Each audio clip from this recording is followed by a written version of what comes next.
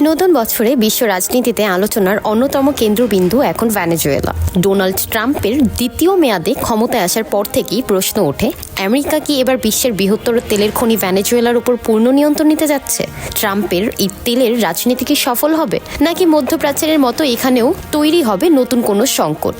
Caracas আক্রমণের মাধ্যমে সে জল্পনায় তেল ঢেলেছেন মার্কিন প্রেসিডেন্ট। ভেনেজুয়েলার মাটির নিচে রয়েছে ৩০৩ বিলিয়ন ব্যারেল তেলের মজুদ।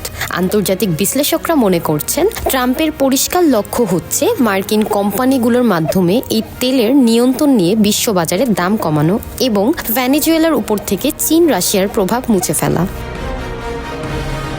তবে পথটি মোটেও সহজ নয়।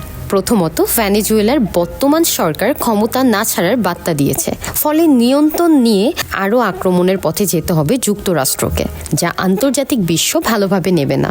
বিকল্প হিসেবে নিষেধাজ্ঞার মাত্রা বাড়াতে হবে মার্কিন প্রশাসনকে। এতে ভেনেজুয়েলা সরকারের জন্য দেশ পরিচালনা আরও কঠিন হয়ে গেলেও অল্প সময়ে আত্মসমর্পণ করবে কিনা তা বড় প্রশ্ন।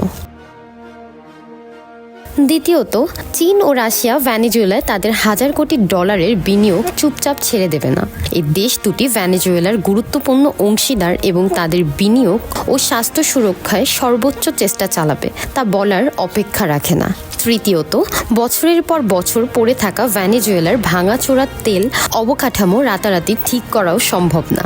তেল উত্তোলন বাড়ানোর জন্য প্রয়োজনীয় আধুনিকায়ন ও সংস্কারের জন্য দীর্ঘমেয়াদী পরিকল্পনা এবং বিশাল অঙ্কের অর্থের প্রয়োজন হবে ট্রাম্পের।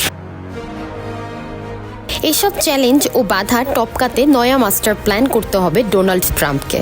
এরপর সফল হলে আমেরিকার হাতে তেলের বড় নিয়ন্ত্রণ ও বিশ্ব তেলের বাজারে ঘটতে পারে বিপ্লব। আর ব্যর্থ হলে মধ্যপ্রাচ্যের মতো আরও একটি অস্থিরতা দেখতে পারে বিশ্ব। এখন দেখার বিষয় কিভাবে মাস্টার প্ল্যান সাজান ট্রাম্প।